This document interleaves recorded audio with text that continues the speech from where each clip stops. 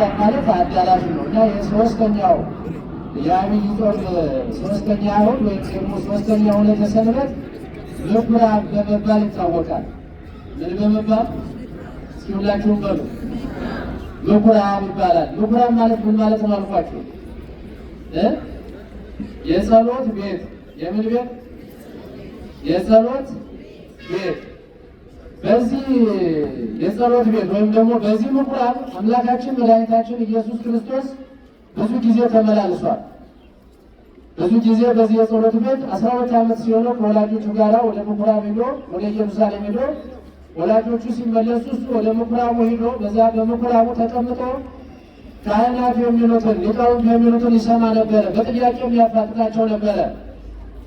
መጥፎ ስራ እየተሰራ እያየ ግን አልተናገረም። ጸጥ ብሎ ነው ሄደው ጊዜው አልደረሰምና።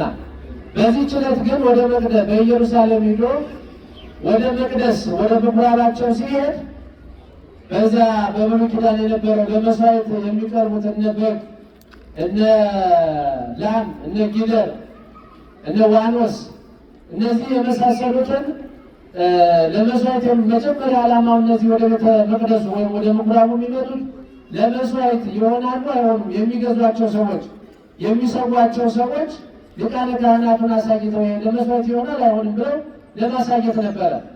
በኋላ ሊቃነ ካህናቱን ብር እየተቀበሉ የሚሆነውንም የማይሆነውንም ይሆናል እያሉ አበላሹት እና ለመስዋዕት መቅረባቸው ቀርቶ ለገበያ መቅረብ ጀመሩ። ከውጨኛው በር ጀምሮ እስከ ውስጠኛው ቆመ በሲ ድረስ ይገቡ ነበረ ይላል እና አምላካችን መድኃኒታችን ኢየሱስ ክርስቶስ ወደዚያ ቤተ መቅደስ ሲገባ እነዚህ ኮልኮሌዎቹ እነዚህ የሚሸጡት የሚለውጡት እስከ መቅደሱ ድረስ ገብተው አገኛቸው ይላል እና ተቆጣ። ይላል ማን ነገሩን ማን የተቆጣው? አምላካችን መድኃኒታችን ኢየሱስ ክርስቶስ ተቆጣ።